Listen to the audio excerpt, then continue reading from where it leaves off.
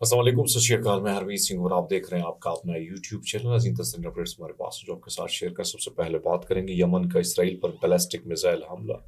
Israel से दुश्मनी नहीं, अल जोलानी का ऐलान। सैयद हसन नसरुल्लाह की बेटी के इंकशाफात, रूस की सीरिया से वापसी और शांगला के इलाके में दहशतगर्दी का अफसोसनाक वाकया हुआ है, वो भी बताएंगे इसी व्लॉग में। यमन से दागे गए एक बैलिस्टिक मिसाइल ने इसराइल के जेर कब्जा इलाकों के मरकजी हिस्से में स्ट्रेटेजिक तंसीबात को निशाना बनाया, जिसके नतीजे में कई इसराइली आबादकार जख्मी हो गए और खतरे के सायरन बज उठे। इसराइली चैनल 14 के मुताबिक आबादकार शेल्टर की तरफ भागते हुए दिखाई दिए और जख्मी हुए। तिल एबब और मकबूजा जख्मीन के दर्जनों शहरी और कस्बों में रॉकेट सायरन बजने लगे। इसराइली फौज ने एक बयान में दावा किया कि बैलिस्टिक मिसाइल को दिफाई निजाम के जरिए रोक लिया गया। यमनी मुसल्लह फौज के तर्जुमान ने एक बयान में कहा कि मुल्क के मिसाइल यूनिट्स ने तिल एबब में एक इसराइली फौजी हदफ के खिलाफ फलस्तीन 2 हाइपरसोनिक बैलिस्टिक का इस्तेमाल करते हुए एक फौजी कार्रवाई की। ब्रिगेडियर जनरल यहिया सरी ने कहा कि यह मिसाइल हमला गजा की पट्टी के फलस्तीनी की हिमायत में किया गया और अपने मतलूबा हदफ को कामयाबी से हासिल किया है। यहिया सरी ने निशानदही की यमनी मुसल्लह फौज अपनी कार्रवाइयां जारी रखेगी और मकबूजा इलाकों में तमाम तर तनसीबात को निशाना बनाएगी।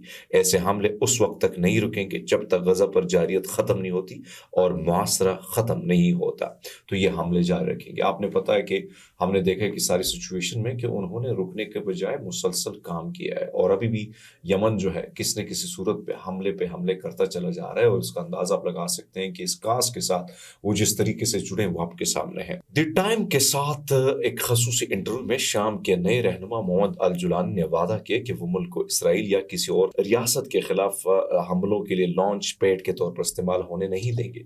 अल जुलानी ने इसराइल से मुतालबा किया कि वो अपने फिजाई हमले बंद करे और असद की रवानगी के बाद कब्जे में ली गई शामी जमीन से दस्तबरदार हो जाए। इसराइल का जवाज हिजबुल्लाह और ईरानी मलेशिया की मौजूदगी था, लिहाजा वो जवाज अब खत्म हो चुका है। फलस्तीन और हमास समेत फलस्तीनी मज़ाहमत के तमाम ग्रुप्स के दफातर ख़त्म करने का भी इंदिया दे दिया है। यानी अल जुलानी किस मकसद से आए, क्यों आए, सब कुछ आपके सामने हमने रख दिया है। बाकी आप अपने दिमाग से भी सोचें कि ये इधर जो पाकिस्तानी भड़के मारते हैं, दुनिया के लोग खुश हो रहे हैं कि ये क्या, तो लाया इसलिए गया था कि मज़ाहमत के दफातर बंद हो जाए, इसराइल के रास्ता रोका जाए और उनको एक्सेप्ट किया जाए।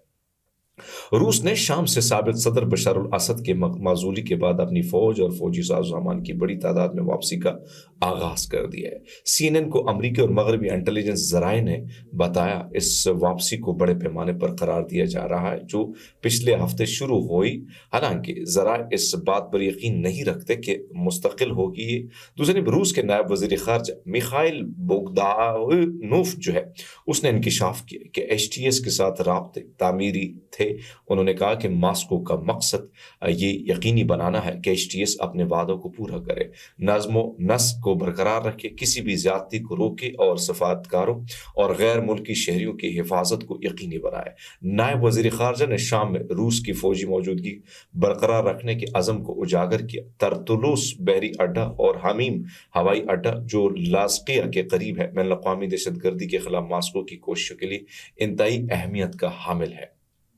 साबिक Hezbollah secretary general Hassan Nasrallah की बेटी ज़ैनब नसरुल्लाह के मुताबिक लिबनानी मज़ाहमती तहरीक के शहीद रहनुमा ने लिबनानी दारुल-हुकूमत में आम रिहायशी अपार्टमेंट में एक सादा जिंदगी गुजारी और कभी जमीन जो है नहीं, यानी ज़ेर ज़मीन नहीं गए। ये सिलसिला 2006 से जारी रहा, जब हिजबुल्लाह ने इसराइली कब्जे को तबाह कर दिया, उस पीछे हटने पर मजबूर किया। यहाँ तक कि सितंबर में इसराइल के लेबनान के खिलाफ ताज़ा और मुकम्मल जारियत का आगाज हुआ। मज़ाहमती तहरीक के ज़ेर ज़मीन हेडक्वार्टर खास तौर पर जंग के वक्त और इसराइल कब्जे के खिलाफ शदीद लड़ाई के दौरान इस्तेमाल के लिए बनाए गए थे। सैयद हसन नसरुल्लाह कभी भी इन ज़ेर ज़मीन इलाकों को अपनी रोज़मर्रा ज़िंदगी में इस्तेमाल नहीं किया। ये जंगी हालात के लिए बनाए गए थे और जब तक लिबनान पर इसराइली जारियत का ताज़ा हमला शुरू नहीं हुआ, वो 5वीं, 6ठी या 8वीं मंजिल के अपार्टमेंट से रिहाइश पजीर थे। उन्होंने प्रेस TV वेबसाइट के साथ गुफ्तगू में बताया کہ ان کی موجودگی ہماری زندگی میں، ان کی گونجی ہوئی آواز، ان کے دانشمندانہ الفاظ اور اس کی اسکرین پر ان کی موجودگی جہاں وہ لاکھوں لوگوں سے مخاطب ہوتے تھے، سب یاد آئیں گے۔ لوگوں نے ان کے جانے پر اپنے غم کا اظہار کیا اور ان کی موجودگی کی کمی کو محسوس کیا۔ تاہم غم زدہ بیٹی نے یہ بھی کہا کہ ان کے والد زندہ ہے، کیونکہ وہ اپنے خاندان اور دنیا بھر کے لاکھوں لوگوں کے لیے ایک تحریک ہے جو اصولوں پر یقین رکھتے ہیں جنہیں حسن نصر اللہ نے اپنایا تھا۔ ان کے الفاظ اور تعلیم ہمیشہ ہماری رہنمائی کریں گی۔ ان کی یاد ایک طاقت کا ذریعہ بن گئی جو اس خطے میں اسرائیل نسل پرستی کے خلاف انصاف کے لیے مزید عزم ہے۔ پاکستان میں کرم ایجنسی اور پاڑا چینار کے حالات پھر سے کشیدہ ہو رہے ہیں، اور جہاں غذائی اور صحت کے مسائل اور بحران بھی پیدا ہو رہے ہیں۔ اطلاعات کے مطابق، ہمیں جو اطلاعات ملی ان کے مطابق، پچھلے 2 ماہ سے خطے کو قلعے یعنی ملک کے باقی حصوں سے ملانے والے تمام اہم راستے بند ہو چکے ہیں، جس کی وجہ سے زندگی بچانے والی دوائیاں اور خوراک کی شدید قلت کے درمیان جو ہے بحران مزید سنگین ہو گیا ہے۔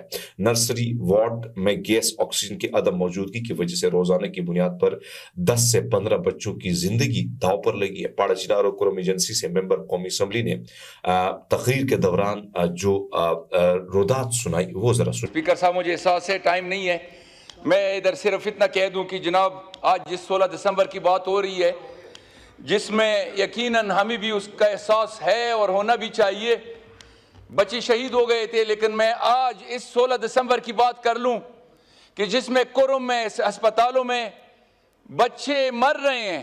آج بھی 16 دسمبر ہے، 2 مہینوں سے روڈ بند ہے، اور یہ بچے جو مر رہے ہیں، پہلے تو کہا جاتا ہے کہ اے پی ایس اسکول میں بچوں کو دہشت گردوں نے مار دیا، اب ادھر ہم کیا کہیں گے کہ یہ بچے کون مار رہے ہیں؟ رستے کیوں بند ہے؟ یہ کون سی انتظامیہ ہے؟ میں کہوں گا یہ انتظامیہ بھی دہشت گردوں سے کم نہیں ہے۔ جس طرح بچوں کو مارا جا رہا ہے، جس طرح بچے ادھر مر رہے ہیں، صرف بچے نہیں، انسانی المیہ بنا ہوا ہے، انسان ساتھ ساتھ مرد، بوڑھے، عورتیں، بچے بھوکے مر رہے ہیں۔ تو میں ادھر یہ حق بجانب کہ میں کہہ دوں کہ یہ بھی دہشت گردی ہے، اور ایک دہشت گردی کے طور پہ لوگوں کو مروایا جا رہا ہے، کچھ کو بھوکوں کی وجہ سے مروایا جا رہا ہے، کچھ کو دوائیوں کی وجہ سے مارا جا رہا ہے۔ تو میں ادھر ایک بار پھر کہہ دوں، میں اس ایوان سے یہ بات پوچھنا چاہتا ہوں کہ یہ کیوں خاموش ہیں؟ ان کو اتنا احساس نہیں ہے کہ کوئی اس پہ بات کرے؟ صرف یہ پی ٹی آئی اور اچکزئی صاحب کو یہ بات سننے میں آ رہی ہے، دوسرے نہیں سن رہے ہیں۔ تو میں ایک بار کہتا ہوں کہ خدا را ہمارا روڈ کھلوا دیں اور یہ بچوں کو مرنے سے بچائیں۔ شکریہ، تھینک یو۔ شکریہ۔ The House is adjourned to meet. ہم اپیل کرتے ہیں صوبائی حکومت سے، فیڈرل حکومت سے کہ جلد از جلد جو معاملہ ہے اس کو سورٹ آؤٹ کیا جائے، کرم ایجنسی، پاڑا چینار، ان سب کے راستے کھولے جائیں تاکہ لوگوں کی زندگی جو ہے اس کو آسان بنا دیا جا سکے۔ شانگلہ کی طرف آپ کو لے کے جاتے ہیں، میرا یہ علاقہ ہے، وہاں پر بہت ہی افسوسناک واقعہ آج یعنی کل رات کو ہوا ہے۔ ایک دفعہ پھر دہشت گردی کی لہر دوبارہ اٹھ کھڑی ہوئی ہے، اور وہاں پر گنانگر کا یہ علاقہ ہے۔ جیسے میرے علاقے کی طرف آپ جاتے ہیں تو گنانگر کا علاقہ آتا ہے، تھاکوٹ سے تھوڑے فاصلے پر ہے، اور رات 11 بجے دہشت گردوں نے پولیس چوکی گنانگر پر حملہ کیا۔